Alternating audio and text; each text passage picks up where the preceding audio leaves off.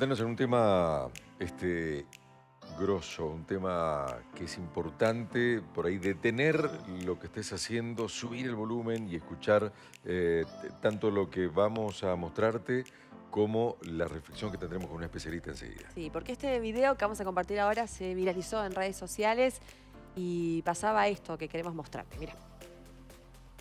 Es una jugadora de tenis, se trata de Emma Raducanu, de 22 años, una jugadora británica, que de pronto en el medio del partido para su juego, se va ahí al umpire, al juez, viendo roto en llanto, y cuenta que ha divisado entre el público nada más y nada menos que a su acosador. Estaba jugando en Dubái.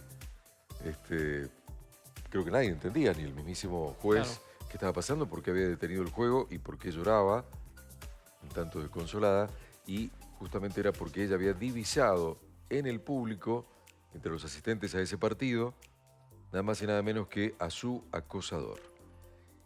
Ahí está, mirá.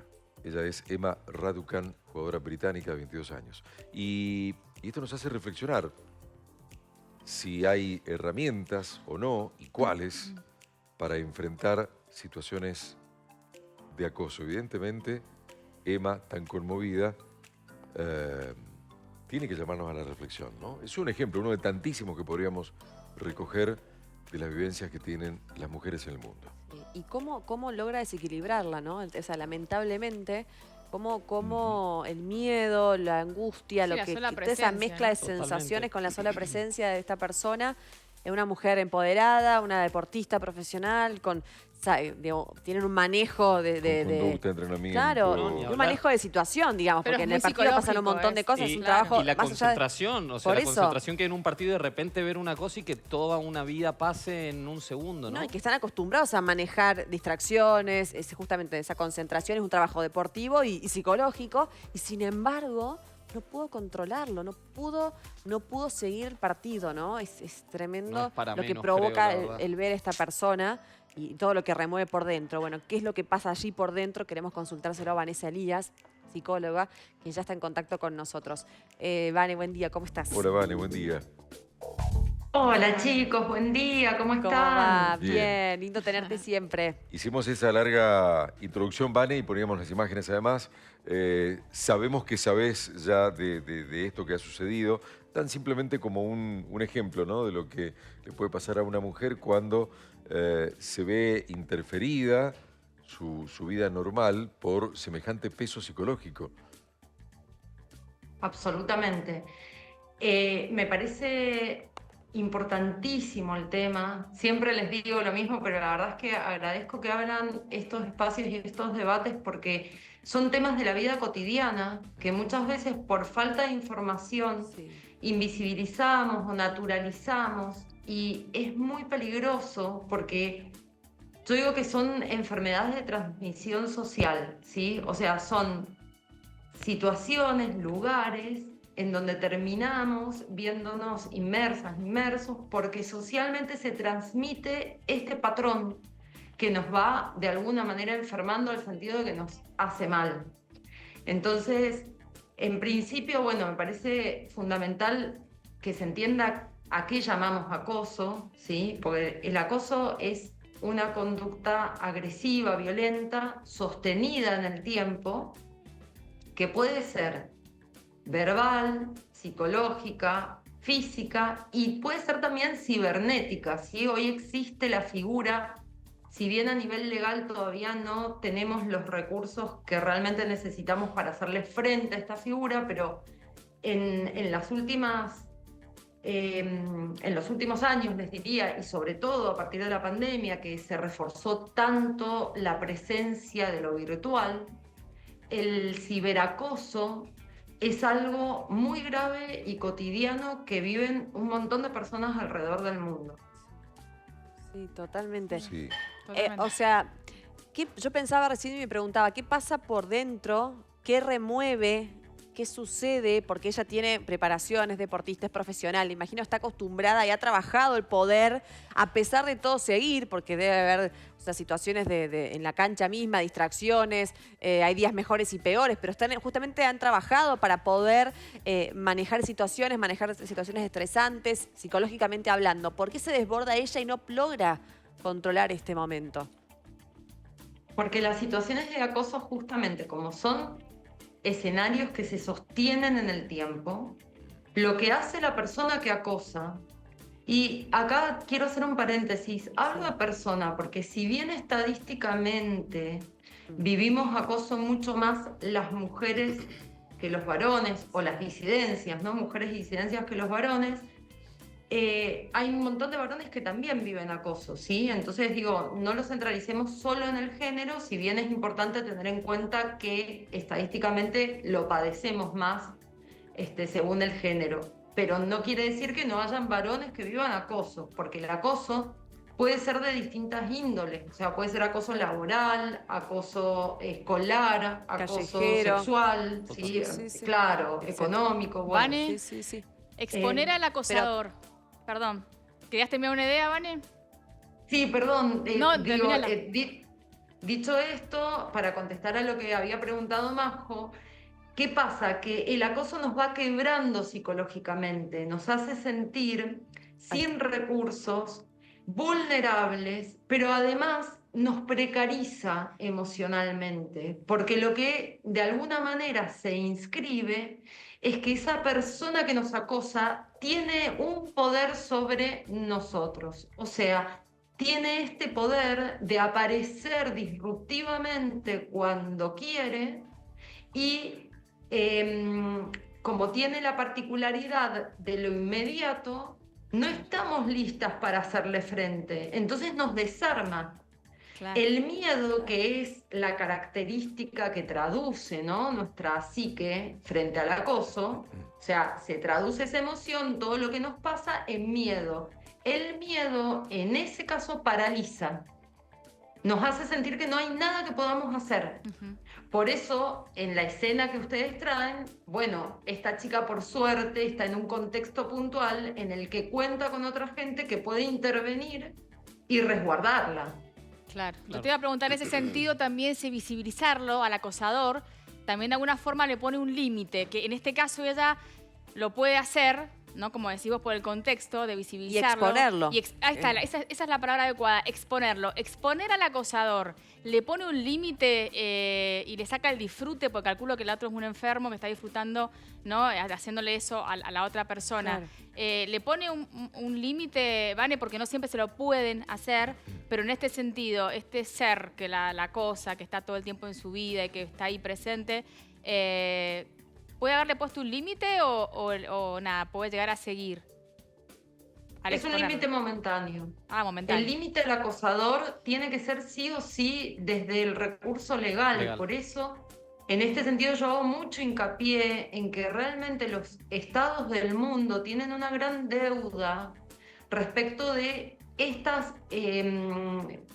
como estos vacíos legales, ¿no?, que existen, para realmente garantizar que esa persona no siga ejerciendo esta violencia sobre distintas víctimas, porque Total. puede suceder que lo exponemos en un contexto y entonces rápidamente se va a replegar y va a buscar una nueva víctima. Seguro. Entonces, acá lo importante, digo, pues si no estamos emparchando, o yo doy siempre el ejemplo de si tenés, no sé, una neumonía y tomás un tecito de esos que te dan para el resfrío, ¿viste? Bueno, te va a emparchar el síntoma, pero la base, la enfermedad de base, va a seguir alimentándose. Totalmente. Y esto es lo mismo, por eso les decía que son enfermedades de transmisión social. La sociedad tiene que exigir leyes que realmente nos amparen y que funcionen, porque las leyes existen. Quiero decirles que tenemos unas muy buenas leyes en relación a esto. Hay números a los que se puede llamar y denunciar, pero después cómo opera el sistema deja muchos vacíos que hacen que terminemos de nuevo estando expuestas a estas situaciones. ¿Qué pasa con la persona acosadora? O sea, ¿es consciente claramente? es un enfermo, enferma. ¿Y puedo, Sí, sí, sí, no, suma si puedo Coco. agregar algo a esto que estabas Sí. preguntando, Majo, porque iba en esa línea de pensamiento también. Si el acosador piensa que el otro le debe algo, O que es le tiene que posesión. O sea, ¿por qué esa cuestión de que entendés? Porque yo siento que Sí, el sí. que acosa se siente como en eso que decía Vane recién hace un ratito, como en... Sos mía. Sos mío, sos Claro. mía, sos posesión. Para Es mí se como, alimenta el Claro. sufrimiento también del otro, me parece, lo alimenta. claro, como un no morbo, sé. siento yo. Sí, No sé qué el opinas, miedo. Van. Sí, sí, sí. Saben que hay algo, vieron que yo en general no les traigo teorías y cosas porque no soy de ese perfil, pero hay una definición que me gustaría compartirles porque para mí cuando explicamos da alivio, ¿no? Cuando la gente entiende, comprende el proceso, Mm. da alivio y te da recursos también para saber cómo accionar Total. y cómo actuar. Total. ¿Sí? Vamos a entender al acosador como un perverso o un psicópata a nivel estructural, ¿sí? Desdramatizando un poco la palabra al sentido de muchas veces asociamos estas palabras con casos muy extremos y la verdad es que la perversión o psicopatía tiene acciones de la vida cotidiana, ¿sí? O sea, pasar un semáforo en rojo es un acto perverso, ¿sí? Entonces digo, para que no vaya tan grave.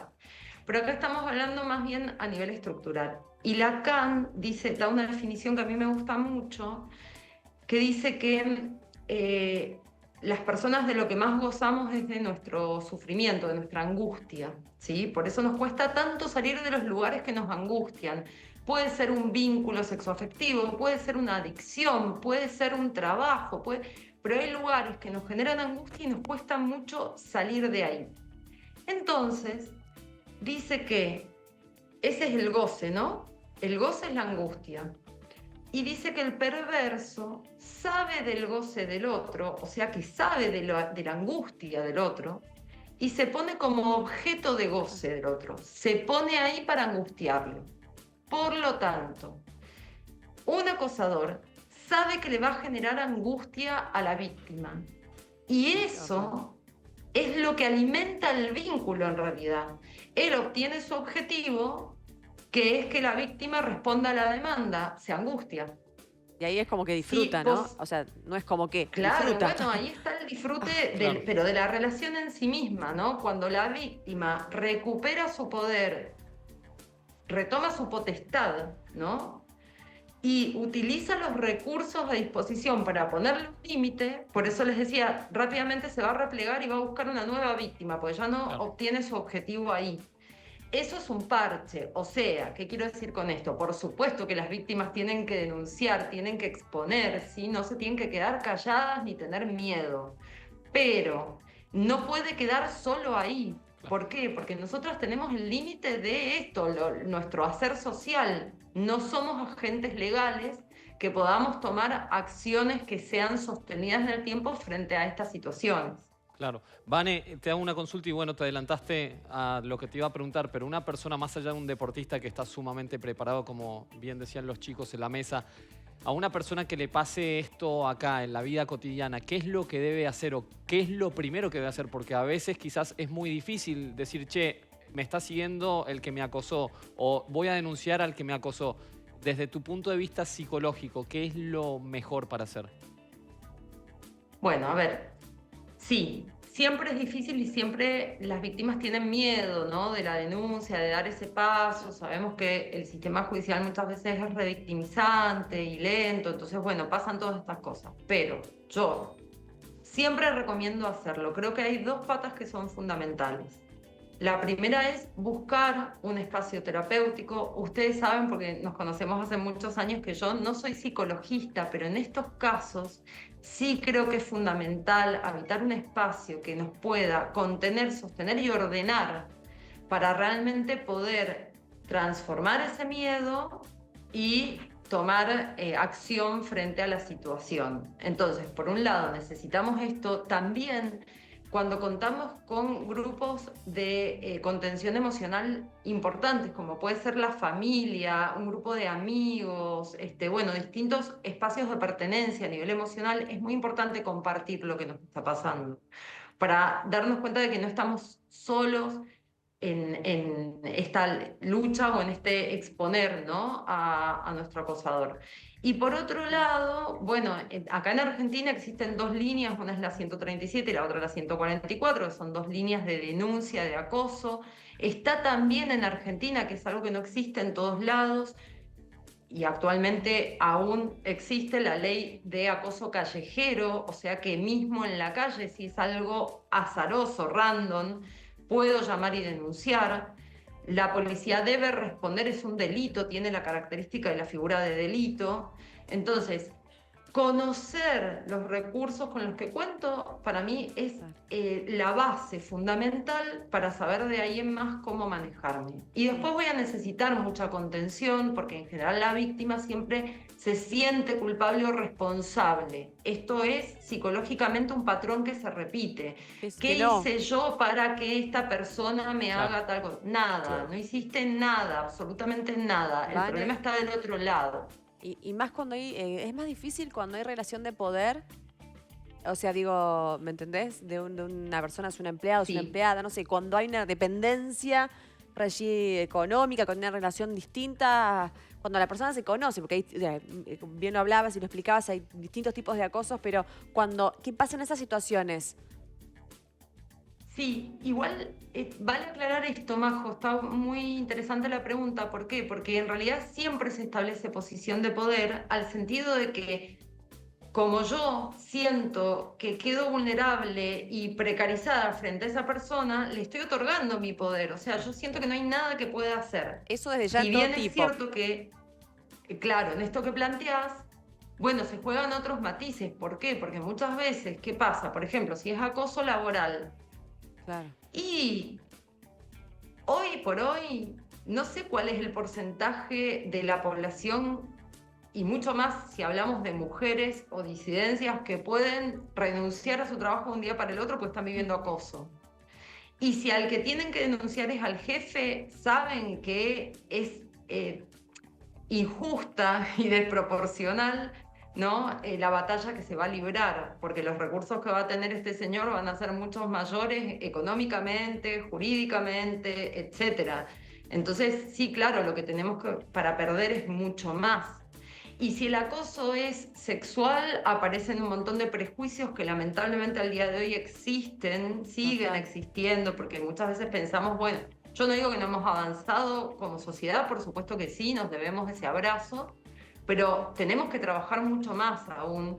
Todavía existe este prejuicio de, bueno, si hablas de tal forma, te mueves de tal forma, te vestís de tal forma, o sos simpática, entonces estás comunicando otra cosa, cuando la verdad es que de ninguna manera me puedo responsabilizar de la interpretación que le da a mi personalidad una persona random o un jefe o un señor que está ahí, ¿no? Totalmente. Claro. Y uno no sentirse culpable ni mal. Y por suerte igual te sigo y hemos crecido porque ya creo que ya hay sistemas que no avalan, ¿viste? Ya no se cubre, ya está muy mal visto, ya los mismos, si sucede en un trabajo, ¿viste? Ya los compañeros se hacen a un lado y no avalan ciertas situaciones, abrazan al que está pasándola mal, se dan cuenta, marcan stops, marcan límites, hasta acá, ¿viste? Es como que no hay un sistema antes que era, bueno, porque el jefe era el langa y se hacía el pícaro, bueno, como que hay un sistema que contenía, ya no.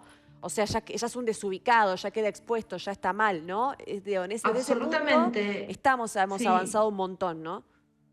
Sí, yo creo que hemos avanzado un montón. Creo que le debemos mucho a, bueno, a las luchas y revoluciones sociales que se han ido dando, a las luchas feministas, pero también desde mi entendimiento y desde lo que yo vivo en el consultorio y en mi vida cotidiana.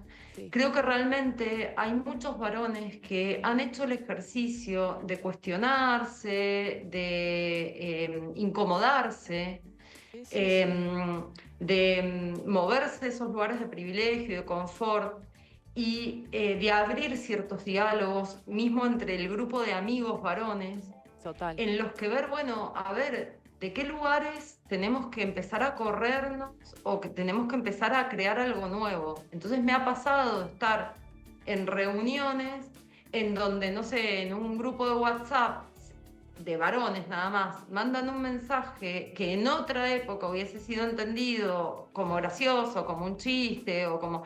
Y que Ya uno no se de aplaude. ellos es capaz de decir, che, esto no está bueno, Total. no, viste, Ya me no se incomoda. aplaude, ya no se ríen. O cuando mismo Sí. en un asado, ¿viste? Me causa admiración esos hombres que dicen, che, ¿sabés que en un asado antes fulanito, menganito, era gracioso contar con quién estuvo, ¿no? Exponerlo en una mesa, no saben, ya no saben, el canchero agrandado ya está mal visto, ¿viste? El que cuenta intimidades innecesarias. Es que me parece Desde que en esas esto pequeñas de cosas ir empezar cambiando. a... Claro, el empezar a exponer, a visibilizar estos espacios, nosotras como mujeres, sí que, bueno, no nos quedó otra porque digo, claramente fuimos las primeras víctimas, ¿no? del sistema en ese sentido, pero también lo que hizo fue que muchos varones tomaran conciencia de que también eso le pasó a mi hermana, le pasó a mi vieja, le pasó a mi prima, le pasó a mi mujer, que es el amor de mi vida y la madre de mis hijos. Y le puede O llegar a sea, pasar a mi no le... hija. Tal cual, Si esto no ¿entendés? cambia. Entonces digo, no estamos exentos Claro, de que le pase a la gente que claro, amamos. claro. Y ahí está el ejercicio de ir, ¿no? A Total, revisarnos. totalmente. Por eso creo que los recursos existen y tenemos Total, que utilizarlos. No serán totalmente. perfectos, no sé, pero mientras más los usemos y más fuerza les demos, yo creo que mejor se van a aplicar y con más conciencia. Total. Gracias, Vane. Y como siempre, las líneas 144 y 100, dijiste 37, ¿verdad? Si no me equivoco. 37, sí. 137 Sí, y 137 y 144. 144 son las dos líneas donde pueden denunciar, tienen que hacerlo. Hay asesoría jurídica gratuita, es un delito, la policía tiene que mínimamente detenerlo e investigar. No estamos solos en esto, así que siempre hay recursos. Y bueno, y obviamente la gente que esté escuchando y necesite puede escribirme a mis redes. Yo siempre contesto, a veces demoro un poco más, pero siempre contesto, paso información y asesoro sobre qué hacer en estos casos, porque me parece que es un lugar político, ¿no? A nivel social que tenemos que habitar con mucha conciencia. Total. cual. Así que bueno, gracias por habilitar la charla, el espacio Gracias, y Vane. convocar. Gracias. Un beso inmenso. Gracias, Hasta Vane. pronto. Otro, los quiero. Chau, chau, hasta Besotes. siempre. Gracias. Muy Gracias. bien, Chau. gracias.